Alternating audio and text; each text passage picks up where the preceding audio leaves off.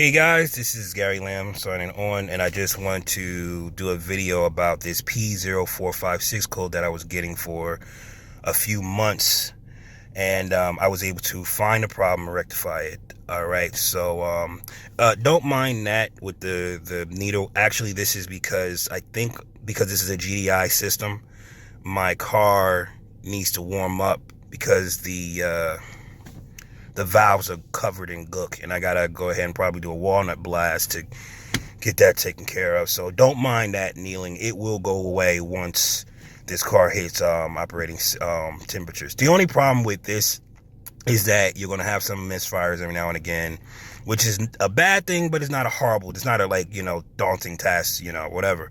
You might get some misfires, and gas is not going to be the best. Okay, let me just show you this real quick. This car gets anywhere from 18 to 21 miles to the gallon, city and highway, and right now I'm getting 16.8, and the car's been running for a couple of minutes, so probably affected the average miles per gallon. But it was worse with the problem that I was having with the P0456 code, because the car kept trying to compensate for the extra air that was coming in.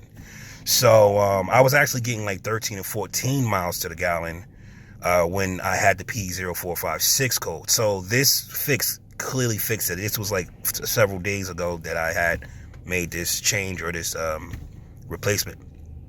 So I went to 3 mechanics, right? The first mechanic said it was the O2 sensor. Another mechanic said it could possibly be the gasket on your manifold that's gone or whatever. So, and then I had another one saying, oh, it's definitely the filler tank. So I had my O2 sensor changed. That didn't fix it. That was about $150 to get that done. I had the filler neck changed, which didn't fix it. The code came right back after almost $200. Actually $220, because the service was about $80 and the part was like $150 just for the filler neck. And if I would have went to the Ford and got the OEM, that would have cost me well more than where I went to get it. So yeah, these are just stupid problems that we're dealing with improper diagnosis. I still had the problem, right? Still getting crappy gas mileage, and it wasn't fixed. So I did some research trying to figure out what could it possibly be, and every single thread that I read said the purge valve may be stuck open. So if it's stuck open, then you might want to go ahead and change the purge valve, because that is what's causing your issue.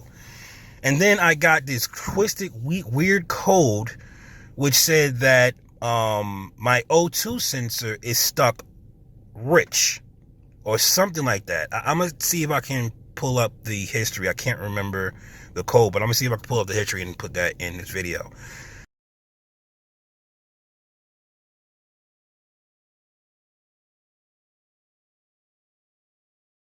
Hopefully I was able to get this picture, but I had a bunch of codes. I had multiple misfire codes. I had a bank 3 cylinder 3 misfire. I had all kinds of craziness going on because of this stupid freaking purge valve. So what I did was I said, to hell with it, I'm going to go ahead and I'm going to change it myself. Then I saw what it is required to change this stupid thing. Let me just go under the hood so you can see exactly what I'm talking about.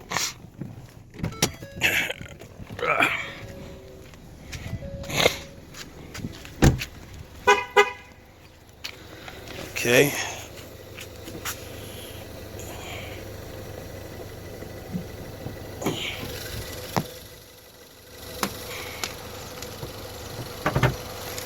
All right. So, right behind here.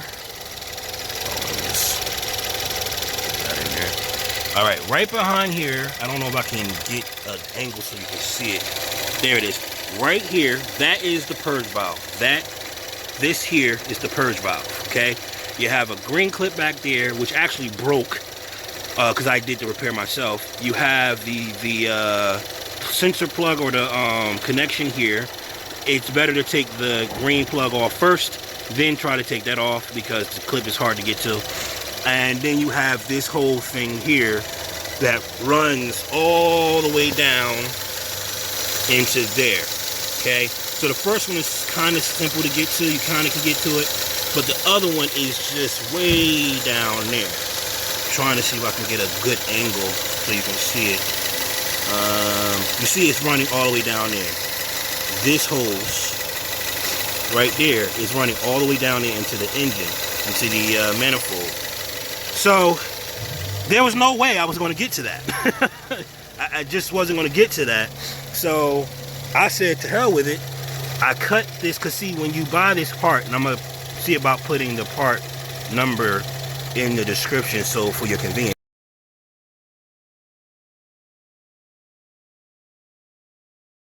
When you buy the part, you get this whole thing. The whole thing comes. This whole thing comes together. And you have heat shrink tubing that is connected to this.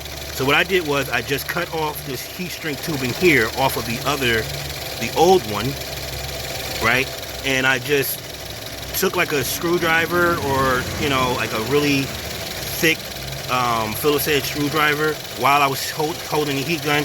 Be mindful, because you will melt the plastic if you do it too long, so be careful. But and I just twist it inside to make it wide enough to slip it on there, and then I just use some electrical tape to tape it up. And there's two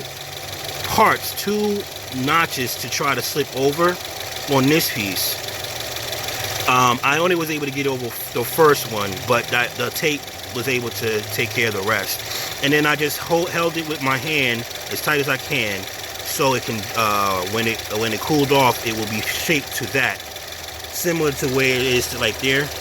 See if I can zoom in. Similar to like that. It's the same thing like this on this part. So once you got it there, you just throw some tape on it and you're done. All right, it's really not it's not even hard. It's real simple. Now I would have took this at Ford. They would have charged me anywhere from $400 to do this damn thing. So the part itself is only like 60 bucks. You know, not a big deal. But again, we're going to like Rock Auto and stuff, and Rock Auto is really good. I love them. But you go to Rock Auto, you go get the damn part, and you're done.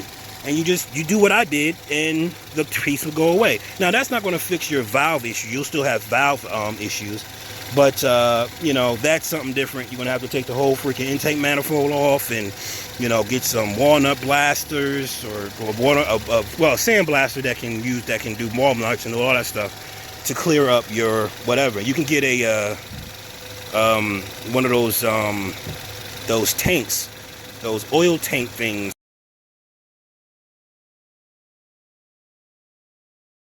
If you want, I might be doing that to this car, because there's no real way to, because Ford don't have an answer for this valve issue.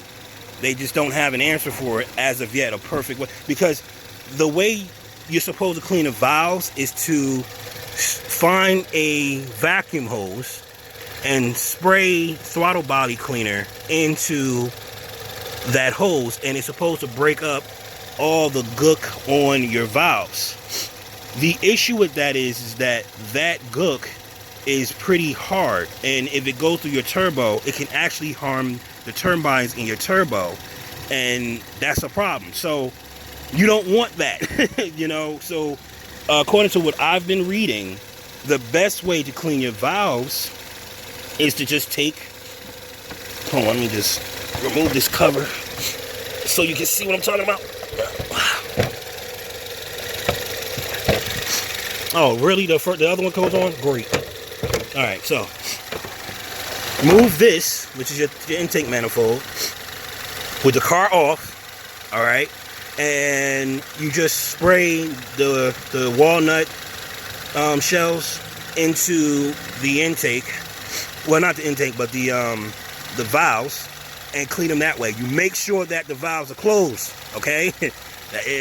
Make sure the valves are closed. You can turn the valves. Now again, I haven't done this yet. This is all what I'm reading.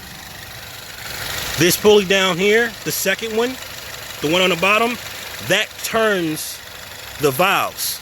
So you turn that would turn the valves, and it will close, well, it'll turn the cylinders and it'll close the valves. So you have to do it with the valves closed. And since I only have 4, this wouldn't take that long to do. It'd probably take 45 minutes for me to do the whole valve. It's the taking off the damn manifold that's the problem.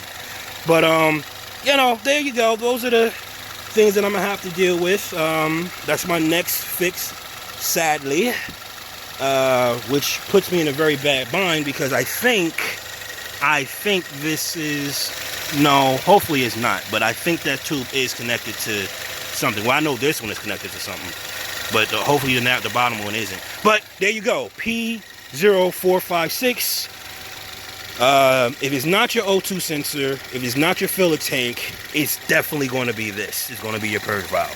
I would recommend you change the purge valve anyway, because these things go a lot.